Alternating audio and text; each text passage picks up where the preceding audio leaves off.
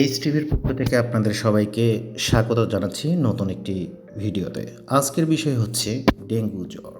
প্রচুর মানুষ ডেঙ্গু জ্বরে আক্রান্ত হচ্ছে। ডেঙ্গু ভাইরাসের মাধ্যমে এই রোগের উৎপত্তি।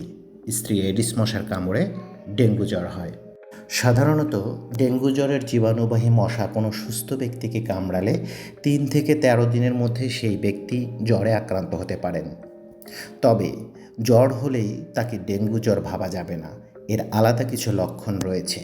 এসব লক্ষণ দেখা দিলেই বুঝতে হবে সাধারণ জ্বর নয়, এটি ডেঙ্গু জ্বর। আপনি ডেঙ্গু জ্বরে আক্রান্ত হয়েছেন। ক্লাসিক্যাল ডেঙ্গু জ্বরের লক্ষণসমূহ জেনে নেই। জ্বর এবং একই সাথে সারা শরীরে প্রচণ্ড ব্যথা থাকে।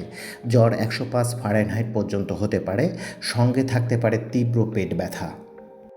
ডেঙ্গু জ্বর হলে শরীরে বিশেষ করে হাড়, কোমর, পিঠ সহ অস্থিসন্ধি এবং মাংসপেশিতে তীব্র ব্যথা হয়। মাথা ব্যথা এবং চোখের পেছনে ব্যথাও অনুভূত হয়। জ্বর হওয়ার 4 থেকে 5 দিনের মধ্যে সারা শরীর জুড়ে লালচে দানা দেখা দেয়। একে স্কিন র্যাশ বলে। এটি অনেকটা অ্যালার্জি বা ঘামাচির মতো।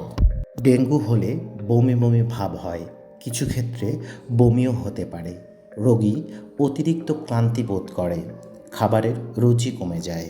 ডেঙ্গু জ্বর হলে করণীয়: ফল জাতীয় খাবার গ্রহণ করতে হবে, ডাবের পানি, লেবুর শরবত, ফলের জুস এবং খাবার স্যালাইন পান করুন একটু পরপর। ডেঙ্গু জ্বর হলে প্যারাসিটামল খাওয়া যাবে।